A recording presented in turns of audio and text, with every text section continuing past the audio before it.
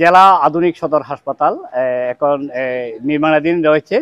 কাজটি চলছে খুব ধীর গতিতে, ফলে এখানে পুরাতন ভবনে এখানে 100 শয্যা বিশিষ্ট হাসপাতালে এখন রোগী সামাল দেওয়া চিকিৎসকদের চরম ভোগান্তিতে পড়তে হচ্ছে। বিশেষ করে যে ভবনটি উঠছে এটা 250 শয্যা বিশিষ্ট নবমতলা। এখানে আমরা দেখেছি এখানে হাসপাতালে যে নির্মাণাধীন ভবন রয়েছে তাতে রেম এবং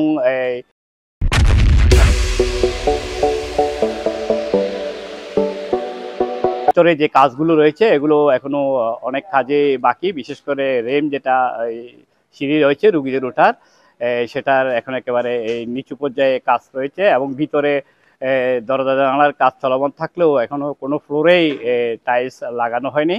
আমরা এখানে হাসপাতালে যিনি আরএমওর দায়িত্বে আছেন ডাক্তার রিফেল বাপ্পি চাকমা, তিনি আমাদেরকে জানিয়েছেন এখানে শুধু খাগড়াছড়ি 9টা উপজেলার লোকজনই চিকিৎসা নিচ্ছে না, এখানে বাগাইছড়ি এবং লংগদু রাঙ্গামাটির 2টি উপজেলার লোকজনও এখানে চিকিৎসা নিচ্ছে। ফলে প্রতিদিন ঘরে 200 থেকে 250 রোগী ওনাদেরকে ভর্তি করাতে হয়। কিন্তু 100 শয্যার হাসপাতালে এই রোগীর চাপ সামাল দিতে গিয়ে চিকিৎসক এবং স্টাফ যারা রয়েছে তাদের চরম ভোগান্তিতে পড়তে হয়।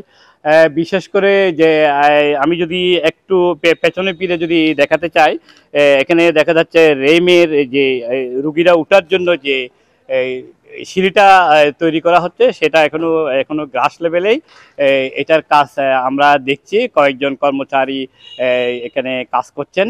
এখানে কবে নাগাদ এই কাজ শেষ হবে তাদেরও কোনো নিশ্চয়তা নেই। আমরা যেটা গণপূর্ত বিভাগ থেকে জেনেছি 2018 সালে এটার কার্যাদেশ দেওয়া হয় এবং 2022 সালের মধ্যে এই কাজটি হাসপাতাল কর্তৃপক্ষকে বুঝিয়ে দেওয়ার কথা, কিন্তু দীর্ঘ 2.5 বছর পার হলেও দফায় দফায় শুধু মেয়াদ বেড়েছে, কিন্তু এখনো পর্যন্ত কাজটি শেষ হয়নি।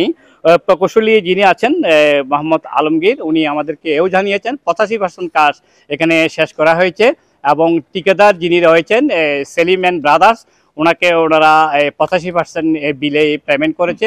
আমি যদি এখানে হাসপাতালের এই পরিস্থিতি নিয়ে যদি একটু যিনি হাসপাতালে স্টাফ রয়েছেন তার থেকে যদি একটু জানতে চাই, এখানে হাসপাতালের নতুন ভবনটি না হওয়ার দীর্ঘতিতে কাজ চলার কারণে আপনাদের কিরকম ভোগান্তি পোহাতে হচ্ছে?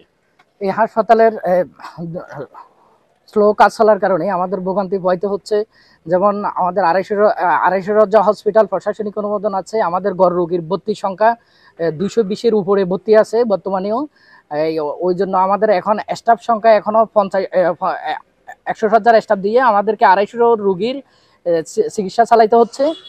এই কাজটি এটার শেষ না হওয়ার কারণে জনবলের প্রশাসনিক অনুমোদন আসলেও পার্বত্য জেলা পরিষদ লোক নিয়োগ দিতে পারতেছে না। এটা যখন কাজ শেষ হবে তখনই লোক নিয়োগ দিতে পারবে। নিয়োগ দিলে আমাদের 250 শয্যার জনবল পাবো, তখন আমরা আরো বেটার সেবা দিতে পারবো।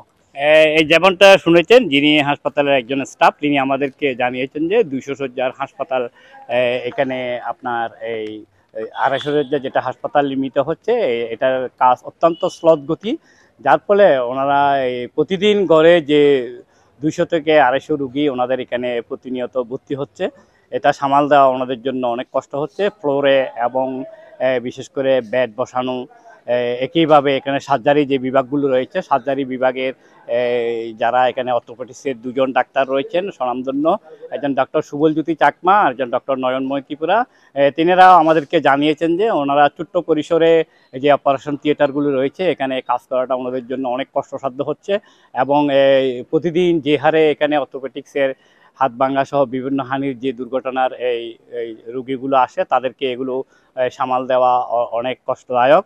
ওনারা আমাদেরকে চিকিৎসকরা জানিয়েছেন যে যাতে দ্রুত তারা এই কাজটি যদি ঠিকাদার এবং গণপূর্ত বিভাগ তারা যদি এটা শেষ করেন তাহলে হয়তো এটা যদি হস্তান্তর হয় তাহলে এই হাসপাতালের এই নতুন ভবনে তারা উঠতে পারবেন।